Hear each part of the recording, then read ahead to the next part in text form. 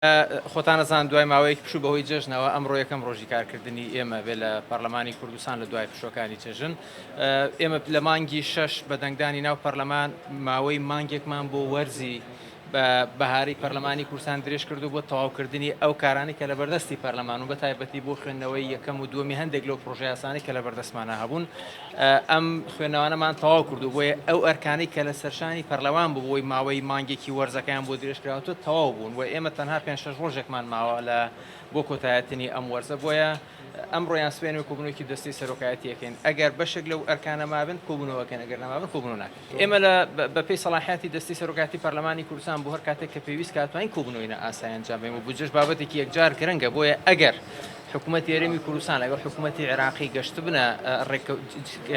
با بڵێن میکانیزمی جێبەجێکردنی یاسای بودجەی عێراقیان دۆزی بێتەوە بەشە بودجەی هەرێمی کوردستان توانە بێ زامن بکرێت بۆ بتوانین داهاتەکان یەکلا ببنەوە کە داهاتەکانی هەرێمی کوردستان چیە بێت و لایەن حکوومەتی هەرێمی کوردستانەوە یاسای بودجەی یعنی پێشنیار پرۆژە یاسای بودجەی هەرێمی کوردستان ئامادەکرد بۆ پەرلەمانی کوردستان حتماً مامەڵەیەکی جدی لەگەڵەکە ئێمە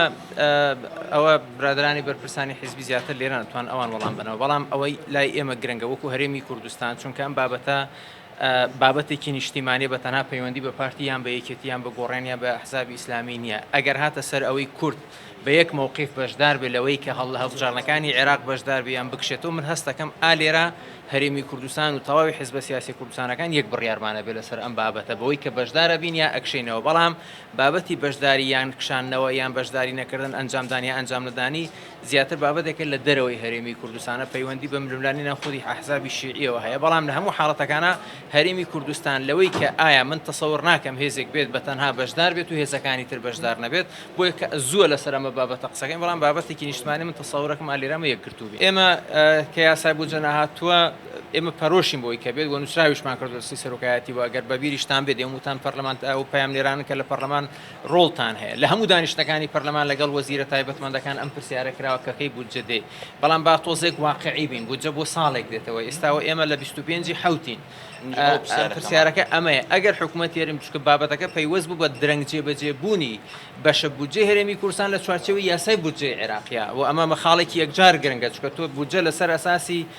داهاتەکان و شێوازی خەرجکردنەکانیان دائەنێت بۆیە ئێمە من پێمان وایە بودجە زۆر گرنگە بۆ شەفافیەتی حکوومەت بودجە زۆر گرنگە بۆی پەرلەمان چۆن یاسای چاکسازیمان پەسەند کرد و کردمانە هۆکارێک بۆ هەڵسەنگاندنی ڕۆڵی چاکسازی لە کابینەی نوێمە ئەوە یاسای بودجەش ئەتوانرێت هۆکارێک بێ بەڵام باواقعی بێن ئێستاوە 25 حوتە ئەم هەفتەیە گەر کۆبوونی ئەنجومەنی وەزیرانیش بڵێن بکرێت و یاسای بودجەش پەسەند بکرێت بێتە پەرلەمان بەلای کەم مانگێکەوە لە پەرلەمان تا کۆتایی پێدەن و دەنگی بەسەر دەواتە چینە 25 هەشت دوای مانگێکەوە تا وەزارەتی دارایی تعلیماتی بۆ دەرەکا بووی جێبەجێ بێت دواتە چینە 25 و ئایا ئەو کاتە یاسای بودجەی بۆ دوو مانگنیوە بێت بۆیە ئەو کات ئێمە پێمان وایە ئەگەر یاسای بودجەش نێت بۆ ئەم ساڵ ئەکرێت حکوومەتی هەرێمی کوردستان بەیانێکی مالی بۆ هەرێمی کوردستان بۆ پەرلەمانی کوردستان بنێرێ ئەکرێت یان ئامادەکاری بکەن بۆ یاسای بودجەی ساڵی 2022 چونکە ئەمەش گرنگە ئێمە لە مانگی دو مانگی یانزە ئیش لەسەر بودجەی ساڵی 2022 زۆر